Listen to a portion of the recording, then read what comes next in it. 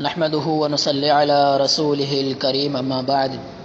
अॼु इंशाअल्लाहुल अज़ीज़ पारो नंबर 5 जो ख़ुलासो अवां जे अॻियां बयानु कयो वेंदो। हिन पूरे पारे जे अंदरि सूरतुन निसा आहे ऐं निसा जे बारे में पहिरियां आगाही ॾेई चुको आहियां त हिन सूरत जे अंदरि घर जे एतबार सां घरेलू एतबार सां मसाइल बयानु कयल आहिनि। औरतुनि जा मसाइल अक्सर बयानु कयल आहिनि ऐं अहिड़ीअ तरह चंद मुआशरे जे लिहाज़ सां जेके इंसान सां तालुक़ रखण वारा आहिनि उन्हनि ॾे बि इशारो कयल आहे। त हिन पारे जे अंदरि बुनियादी जेके ॻाल्हियूं तक़रीबन आहिनि उहे 10 खां 12 ॻाल्हियूं आहिनि जेके मुख़्तसर नवां जे अॻियां बयानु कंदो हलंदुसि।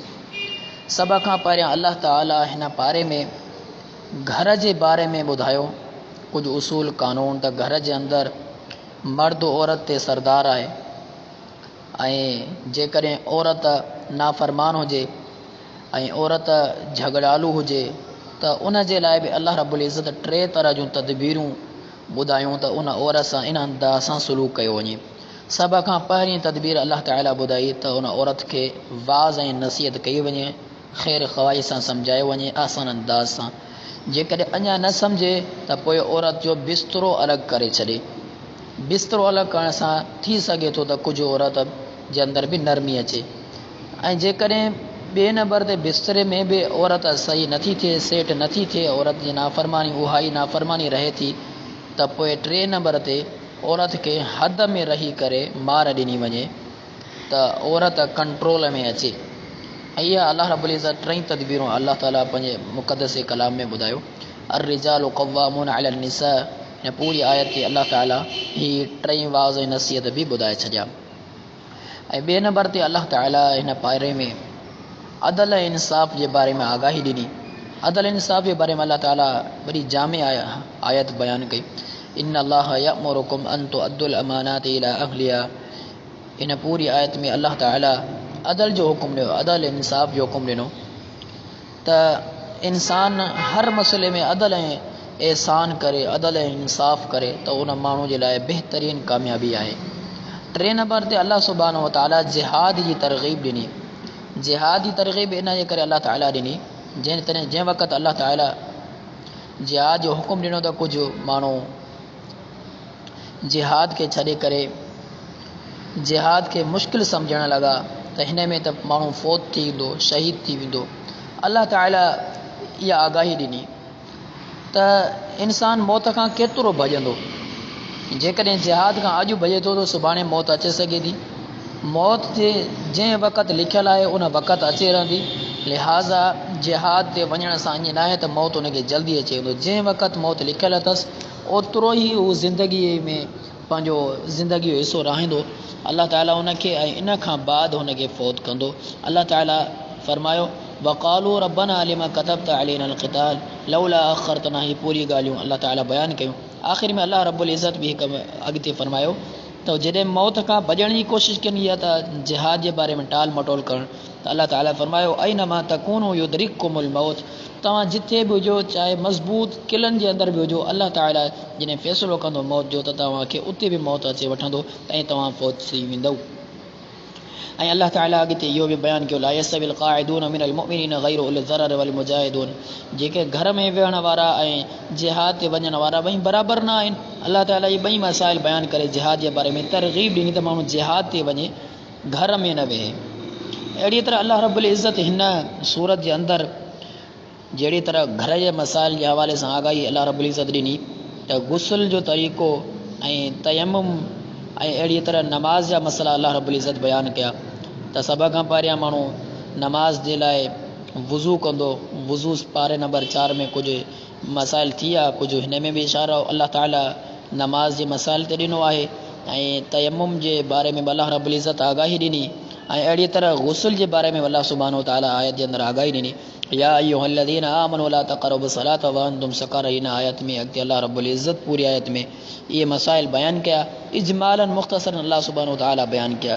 ऐं अहिड़ी तरह अल्लाह रब्बुल इज़्ज़त हिन पारे जे अंदरि इहो बि ॿुधायो त जंहिं माण्हू खे अल्लाह ताला मक़ाम ऐं रुतबो ॾिनो आहे उन माण्हू जे मक़ाम ऐं रुतबे खे मञियो वञे।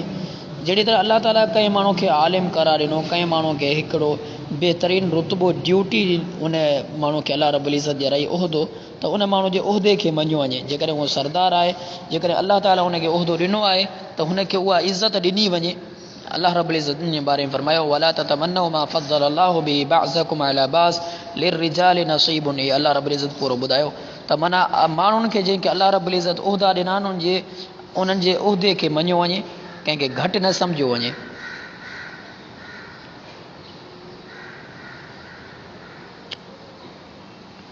अहिड़ीअ तरह 6 नंबर ते अल्लाह रब्बुल इज़्ज़त इस्लामी मुआशरे जे बारे में चंद हुकूक ॿुधाया। जहिड़ी तरह हक़ आहिनि, इस्लामी मुआशरो कीअं थींदो आहे उन जे बारे में हक़ छा आहिनि। वअबुदुल्लाह वला तुशरिकू बिही शैअन वबिल वालिदैन इहसाना। इन पूरी आयत में अल्लाह रब्बुल इज़्ज़त माना अल्लाह रब्बुल इज़्ज़त पंहिंजा हक़, इंसान जा हक़, त इंसान ते अल्लाह ताला जा कहिड़ा हक़ आहिनि, मुआशरे में माण्हुनि ते छा हक़ आहिनि, पूरे अल्लाह रब्बुल इज़्ज़त पूरा बयानु कया। ऐं अहिड़ी तरह अल्लाह रब्बुल इज़्ज़त 6 नंबर ते अल्लाह सुब्हानहु व तआला मुनाफ़िक़ीन जी मुज़म्मत बि बयानु कई। बल्कि 7 नंबर ते अल्लाह रब्बुल इज़्ज़त मुनाफ़िक़ीन जी मुज़म्मत बयानु कई त मुनाफ़िक़ीन जे बारे में अल्लाह ताला होशियारी ॾिनी त ही मुनाफ़िक़ जेतिरा बि तव्हां सां मुख़लिस हुजनि, लेकिन कंहिं न कंहिं मोड़ ते हू तव्हांखे पंहिंजो पाण ॾे वठी अचण जी कोशिशि कंदा ऐं तव्हांखे बि काफ़र ठाहे छॾींदा। अहिड़ी तरह 8 नंबर ते अल्लाह रब्बुल इज़्ज़त क़त्ल जी, माण्हू कंहिंखे क़त्ल करे छॾे, मारे छॾे, उन जे बारे में सज़ाऊं अल्लाह रब्बुल इज़्ज़त ॿुधायूं। त मिसाल हिकिड़ो अहिड़ो माण्हू आहे जंहिं कंहिं मुसलमान माण्हू पंहिंजे मुसलमान भाउ खे मारणु हलाल सम्झे थो त हिन खे मारणु सवाबु आहे, या हलाल सम्झी करे उन मुसलमान भाउ खे जेकॾहिं हू क़त्ल करे थो, उन जे बारे में अल्लाह रब्बुल इज़्ज़त हुकुम कयो फ़मन यक़्तुल मुअमिना मुतअम्मिदन फजज़ाउहु जहन्नम ख़ालिदन फ़ीहा। ये अल्लाह रब्बुल इज़्ज़त पूरो ॿुधाया, जंहिं शख़्स अमदन ॼाणी वाणी करे कंहिं मोमिन खे क़त्ल कयो त उन जो बदिलो इहो आहे त हमेशह जहन्नम में रहंदो, ऐं उन जो बदिलो इहो ई आहे त उन जो जहन्नम में हमेशह रहंदो, उन खां का बि छुटकारो न थींदो। ऐं अहिड़ी तरह अल्लाह रब्बुल इज़्ज़त अॻिते हिजरत ऐं सलातुल ख़ौफ़ 9 नंबर ते हिजरत जा मसाइल बयानु कया ऐं ख़ौफ़ जी हालत में माण्हू नमाज़ कीअं पढ़े उहे मसाइल बयानु कया। लाज़मी आहे जॾहिं जिहाद जी अल्लाह रब्बुल इज़्ज़त तरग़ीब ॾिनी, जिहाद जे लाइ माण्हू खे घर छॾणा पवंदा, हिजरत करणी पवंदी, त माण्हू पंहिंजे वतन अज़ीज़ खे बि छॾे करे कंहिं अमन वारी जॻह ते वञी करे रही ऐं पंहिंजे इस्लाम खे जेको आहे सो इस्लाम ते मुकमल अमल कंदो। इन अंदाज़ सां जॾहिं हुन जिहादी तरग़ीब आई त हिजरत कई। हिजरत करण सां गॾोगॾु वरी इहे मसइला बि दरपेश थींदा त माण्हू ख़ौफ़ जी हालत में नमाज़ कीअं पढ़े, त अल्लाह रब्बुल इज़्ज़त नमाज़ जा इन जे करे मसइला बि ॿुधाए छॾिया। हिजरत सां गॾोगॾु मसइला नमाज़ जा बि, त ख़ौफ़ जी हालत में कीअं नमाज़ पढ़ी वञे। अल्लाह रब्बुल इज़्ज़त जो फ़रमान आहे वइज़ा कुन्त फ़ीहिम फ़अक़मत लहुमुस सलात फ़लतकुम ताइफ़तुम मिनहुम।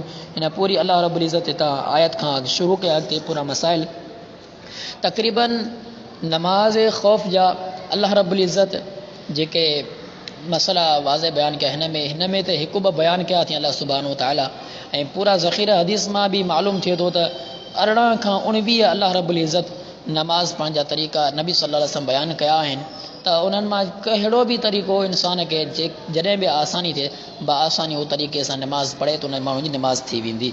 अहिड़ी तरह अल्लाह रब्बुल इज़्ज़त हिकिड़ो हिते किस्सो बयानु कयो। हिन पारे में अल्लाह सुब्हानहु व तआला उहो किस्सो बयानु कयो त हिकिड़ो माण्हू मुसलमान हो बज़ाहिर, हक़ीक़त जे एतबार सां हू मुनाफ़िक़ हुयो, उन चोरी कई ऐं चोरी करण जो इल्ज़ाम हुन हिकु यहूदी ते लॻाए छॾियो। जॾहिं नबी सल्लल्लाहु अलैहि वसल्लम वटि ॻाल्हि पहुती, नबी सल्लल्लाहु अलैहि वसल्लम क़रीब हुयो त यहूदी ते फ़ैसिलो जारी करे छॾियो। अल्लाह रब्बुल इज़्ज़त वही नाज़िल कई त अल्लाह सुब्हानहु व तआला आगाही ॾिनी त हिन चोरी न आहे कई, बल्कि चोरी करण वारो फ़िलाणो माण्हू हुयो, ऐं उहो माण्हू मदीने मां भॼी करे मक्का पहुची वियो ऐं मक्के में वञी करे खुलम खुला काफ़र थी वियो। अल्लाह रब्बुल इज़्ज़त इन शख़्स जे बारे में बि आगाही ॾेई छॾी। ऐं अहिड़ी तरह आख़िर में हिकु इहो बि किस्सो आहे अल्लाह रब्बुल इज़्ज़त जो बयानु कयो त सिधे रस्ते ते हलण जी अलाह रब्बुल इज़्ज़त तरग़ीब ॾिनी। जेको अलाह ताला सिधो रस्तो बयानु कयो आहे उन सिधे रस्ते ते हलण जी अलाह ताला बेहद तरग़ीब ॾिनी ऐं नबी सल्लल्लाहु अलैहि वसल्लम जी इताअत जी तरग़ीब ॾिनी त शैतान जे रस्ते खां बचो। छो जो शैतान जो रस्तो जेको शैतान जे रस्ते ते वठी वञणु चाहे थो इहो गुमराह रस्तो आहे। ऐं इब्राहिम अलैहिस्सलातु वस्सलाम जी पैरवी कयो जंहिंमें अलाह ताला हुकुम माना पैरवी करण जो हुकुम ॾिनो आहे जंहिं शइ में मुकमल सही त नबी अलैहिस्सलातु वस्सलाम जी, लेकिन जंहिं मसइलनि जे अंदरि नबी सल्लल्लाहु अलैहि वसल्लम पैरवी कई आहे उन मसइलनि में इब्राहिम अलैहिस्सलाम जी बि पैरवी कयो ऐं औरतुनि जा हक़ अदा कयो। अहिड़ी तरह मुख़्तसर बयानु कंदो अलाह त औरतुनि जे हक़नि जे बारे में अलाह ताला बि बयानु कयो त औरतुनि जा हक़ अदा कयो। ऐं मुनाफ़िक़ीन जे बारे में अलाह ताला सख़्तु वाइद ॿुधाई इन्नल मुनाफ़िक़ीन फ़ी दर्किल अस्फ़ल मिनन नार। मुनाफ़िक़ीन जे लाइ त जहन्नम जे अंदरि सख़्तु तरीन अज़ाब आहे। ऐं फ़ी दर्किल अस्फ़ल अदर्क उनखे चयो वेंदो आहे जेको बिल्कुलु आख़िर में हिकिड़ो कचिरो रहिजी वञे। उन अंदाज़ सां अलाह ताला इहो बयानु कयो त माना जहन्नम जे अंदरि बिल्कुलु कचरा जॻह जेका हेठां तरे में हूंदी उन में मुनाफ़िक़ीन हूंदा। ऐं आख़िर में बिल्कुलु अलाह रब्बुल इज़्ज़त उसूल बयानु कयो कामयाबी जो मा यफ़अलुल्लाहु बिअज़ाबिकुम इन शकरतुम व आमनतुम। अलाह रब्बुल इज़्ज़त उन माण्हू खे कामयाबु कंदो, अज़ाब न ॾींदो जेको माण्हू अलाह रब्बुल इज़्ज़त जो शुकुर कंदो ऐं अहिड़ी तरह अलाह रब्बुल इज़्ज़त ऐं उन पैगम्बर वग़ैरह ते सभिनी ते ईमान आणींदो। जेके बि ईमान आणण वारा मसाइल 5 रुकन आहिनि सभिनी ते ईमान 5 छहनि रुकननि ते ईमान आणींदो त अलाह ताला उनखे अज़ाब खां बचाईंदो। इहो मुख़्तसर बयानु अवां जे अॻियां जेके तक़रीबन असांजे घर जे मामलात हिकु ॿिनि मसइलनि खां अलावा घर जे मामलात सां तालुक़ु रखनि था। अलाह ताला खां दुआ आहे त अलाह ताला इन तमामु मसइलनि खे असांजे घर पंहिंजे में जेको आहे सो सही माना में क़ुरान हदीस ते मुताबिक़ इन्हनि खे हलाइण ऐं इन खां बाद उन ते अमल करण जी बि तौफ़ीक़ अता फ़रमाए। व आख़िर दावाना अनिल हम्दुलिल्लाहि रब्बिल आलमीन।